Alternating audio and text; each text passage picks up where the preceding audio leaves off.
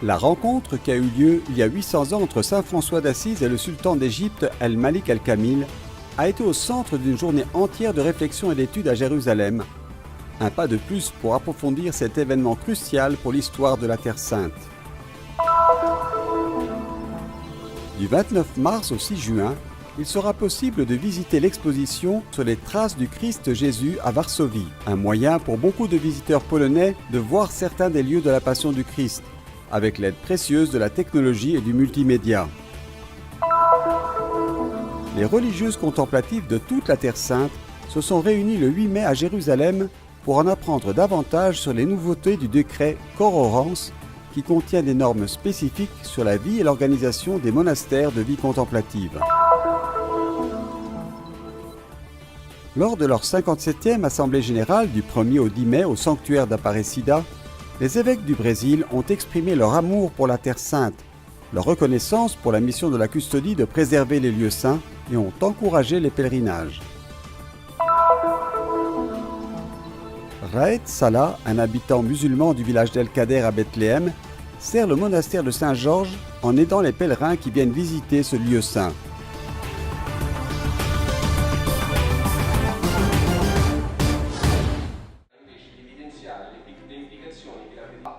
Dans la salle de l'Immaculée de la custodie de Terre Sainte à Jérusalem, une conférence religieuse s'est tenue pour réfléchir à la rencontre de saint François d'Assise avec le sultan El-Malik Al-Kamil il y a 800 ans.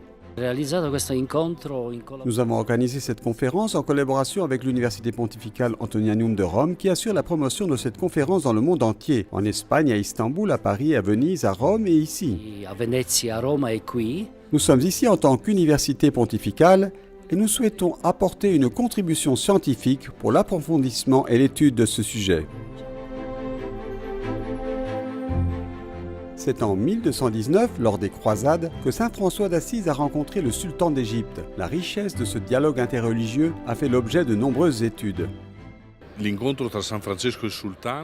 La rencontre de saint François et du sultan, pour nous franciscains en général et surtout pour nous franciscains de la custodie de Terre Sainte, est fondamentale. Car grâce à cette rencontre, notre présence a pu s'enraciner. Et grâce à cette rencontre, saint François a pu développer également une méthode de présence missionnaire dans un contexte majoritaire musulman.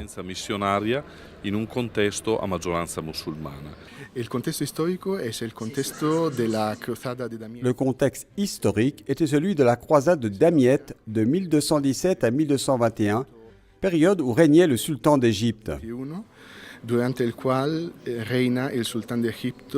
L'orateur a souligné l'existence d'une source arabe dans laquelle il est fait référence à la réunion entre le sultan et saint François. Ce n'è nota solo una, e cioè un epitaffio funebre, un sapiente della legge. Une seule source est connue. Il y a un épitaphe funèbre, un sage de la loi coranique du sultan qui était très vieux et très célèbre. Et c'est la seule source arabe connue de cette rencontre. Son interprétation n'est pas sûre à 100%, mais on peut supposer qu'elle concerne vraiment cette rencontre.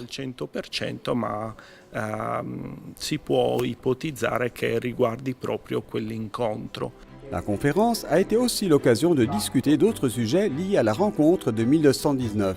La prédication de la croisade à l'époque de saint François d'Assise, c'était l'objet du discours que j'ai prononcé lors de cette conférence. La mia relazione di questo pomeriggio verterà sulla lettura. Mon rapport porte sur la lecture, l'interprétation qu'un franciscain toscan, érudit de l'islam, né en 1912 et mort en 2001 et originaire de Toscane, a fait de la rencontre entre François et le sultan. Uno ha dato dell'incontro tra Francesco e il sultano. Les réflexions et les spécialistes ont ainsi mis en lumière le geste simple mais audacieux fait par saint François d'Assise il y a 8 siècles.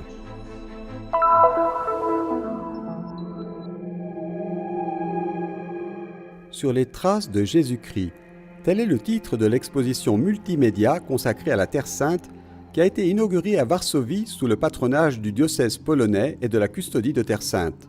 Du 29 mars au 6 juin, dans un parcours qui veut réunir étudiants, enseignants et autres, vous pourrez voir quelques endroits de la Passion de Jésus-Christ liés au dernier moment de sa vie terrestre. Si comincia dal cenacolo, dall'ultima cena, poi si scende al Getsemani all'agonia e dal Getsemani si procede al Santo Sepolcro e tutto quanto. Nous partons du cénacle, du dernier repas, puis nous descendons à Gethsémani, à l'agonie, et nous nous dirigeons vers le Saint-Sépulcre, le Golgotha et le Saint-Sépulcre. Puis, nous nous retrouvons au cénacle avec la Pentecôte. L'exposition est multimédia et axée sur les bâtiments, mais une salle est dédiée à des copies des instruments utilisés au cours de la Passion, comme les clous, l'argent versé à Judas, la bague de Pilate, avec laquelle il a probablement scellé la condamnation de Jésus-Christ, la couronne d'épines, la lance qui a percé le côté du Christ sur la croix. La corona di spine, quindi sono tutti quelli, anche la lancia, quella che ha trafitto il lato di Cristo Gesù sulla croce. Organisé et présenté comme un programme religieux, en particulier pour le carême et la période de Pâques, l'objectif est de donner aux écoles la possibilité de faire une catéchèse sur les derniers jours de Jésus-Christ, ici en Terre Sainte. Questo fa vedere, fa avvicinare proprio la... Cela permet non seulement aux enfants, mais aussi aux adultes de se rapprocher de la passion du Christ Jésus.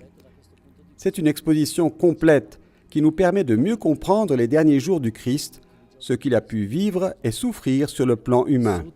E soffrire soprattutto in questo senso qui dal lato umano. Une exposition qui a eu un énorme succès en interne, mais qui pourrait dépasser les frontières polonaises. E andranno a finire a Częstochowa, a Jasna Góra, alla Madonna Nera. Elle sera ensuite transférée à Częstochowa, à la Vierge Noire, puis à Wrocław et peut-être l'année prochaine à Saint-Jacques-de-Compostelle, et peut-être au Mexique, à Notre-Dame de Guadalupe. Già lo so, anche dal santuario di Madonna di Guadalupe in Messico.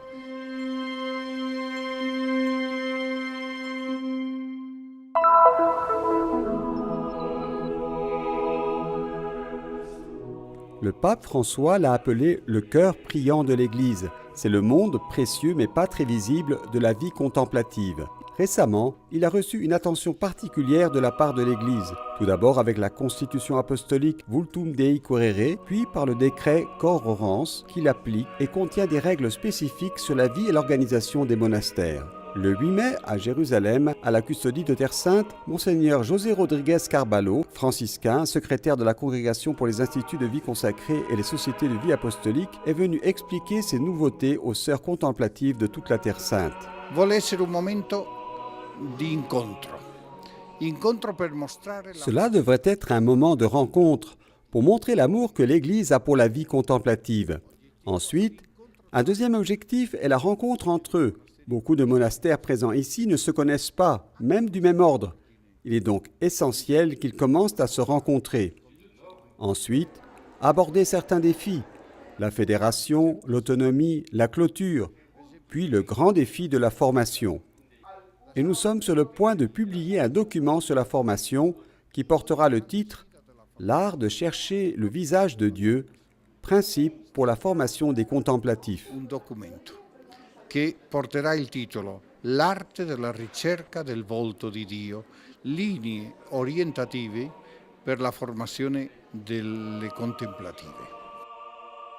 14 monastères sont présents dans toute la Terre Sainte, dont 9 en Judée et 5 en Galilée, et principalement de rite latin, au sein desquels 174 moniales de 6 ordres différents ont choisi de placer au centre de leur vie la prière, la fraternité et l'hospitalité.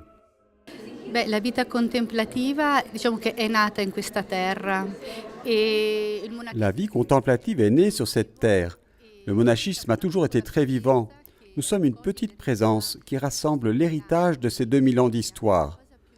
La chose la plus simple, voire la plus profonde et la plus vraie, est que nous sommes vraiment une présence pieuse, avant tout chrétienne.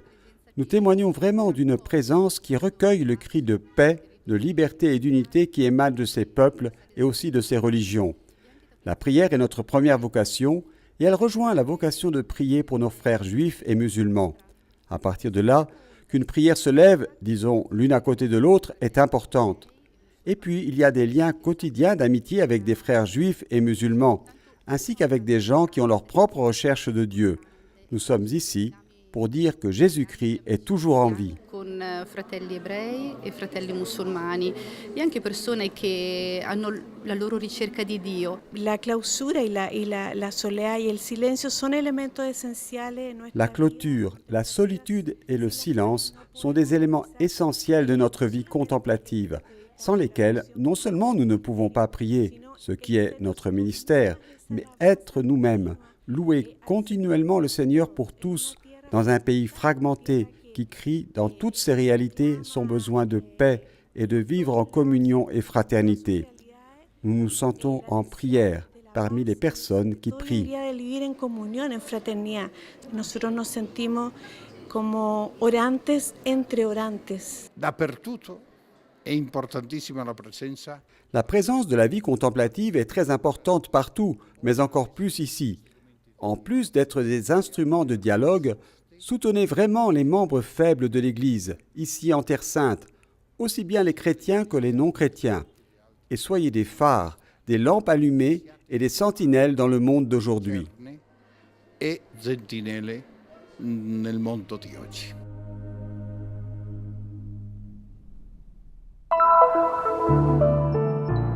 Du 1er au 10 mai, la CNBB, la Conférence nationale des évêques du Brésil, a tenu sa 57e Assemblée générale dans le sanctuaire national d'Aparecida. La CNBB a été la première conférence épiscopale à être créée et compte aujourd'hui 307 évêques effectifs, dotés du droit de vote et du droit de parole, et 139 évêques émérites. Le frère Francesco Patton, custode de Terre Sainte, a adressé un message aux évêques, les remerciant de l'accueil reçu lors de sa visite au Brésil. Lentissimos e carissimos senhores bispos, minha saudação de pace bem. L'Église et les pèlerins brésiliens apprécient beaucoup la Terre Sainte. Nous éprouvons une grande affection pour ces lieux qui sont bien entretenus et préservés par les franciscains de la custodie et où nous sommes très bien reçus. Nous voulons encourager encore plus les pèlerinages dans les lieux saints.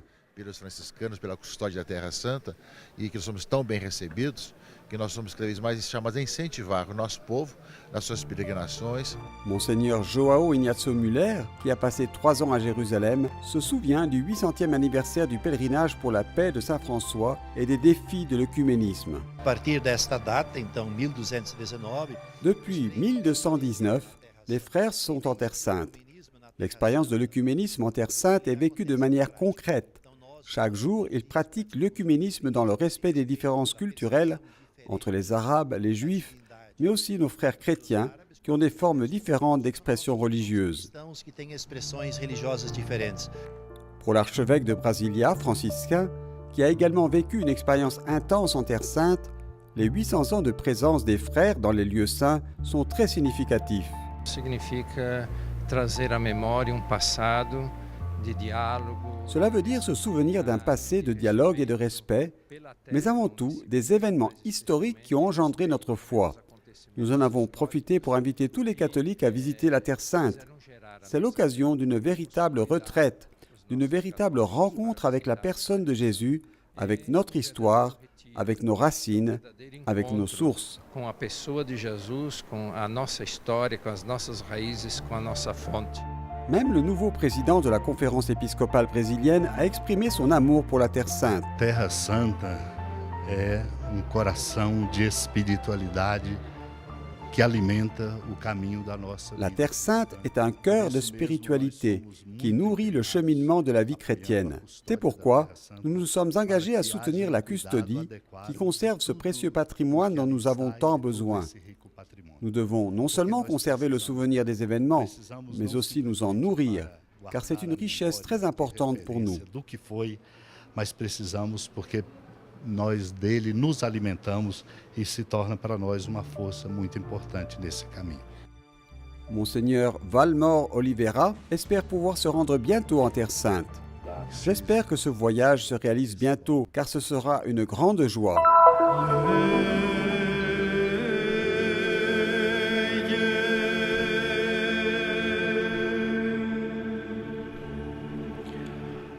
Raed Salah, originaire du village d'El-Kader, district de Bethléem, a grandi dans le monastère de Saint-Georges, où il a servi pendant plus de 20 ans. Il est chargé de suivre les problèmes liés au monastère, les besoins essentiels, ainsi que l'éclairage des lanternes et l'aide aux visiteurs.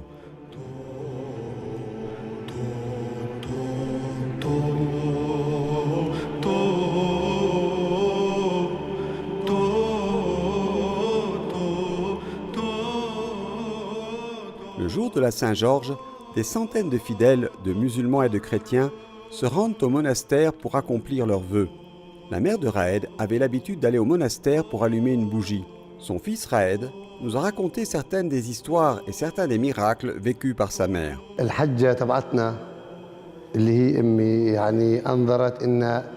Ma défunte mère avait juré d'allumer un grand candélabre tous les ans dans l'intérêt de ses enfants jusqu'à sa mort. Que Dieu bénisse son âme. Nous transmettons le message que nous avons hérité d'elle et nous le transmettrons aux générations futures.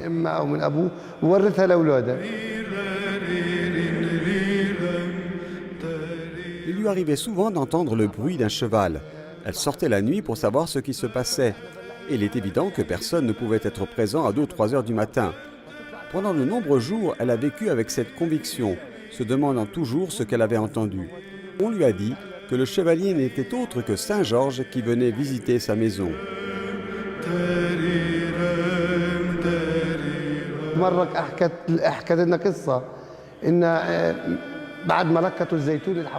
Elle nous a raconté une histoire qu'elle avait vécue.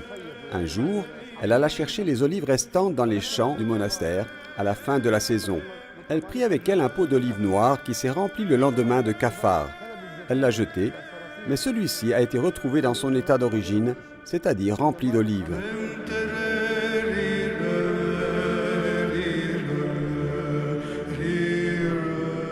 Abouna, père en arabe, est le nom commun sous lequel Raed est connu dans le village d'El Kader. En fait, il passe le plus clair de son temps à l'intérieur des murs du monastère, témoignage d'unité, de paix et de dévotion.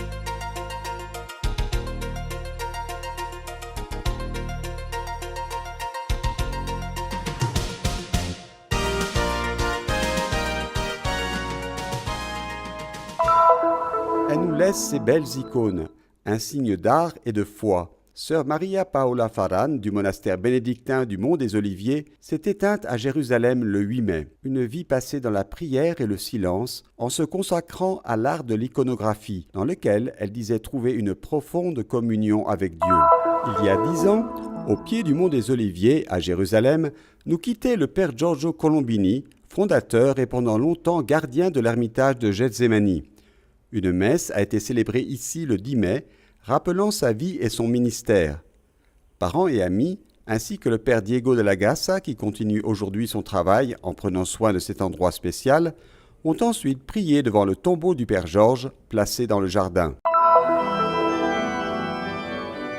10 frères franciscains ont été ordonnés diacres le 12 mai à Jérusalem. La cérémonie a eu lieu à l'église du Saint-Sauveur et était présidée par Monseigneur Pierre Battista Pizzaballa, administrateur apostolique du patriarcat latin de Jérusalem, en présence du custode de Terre Sainte, le frère Francesco Patton.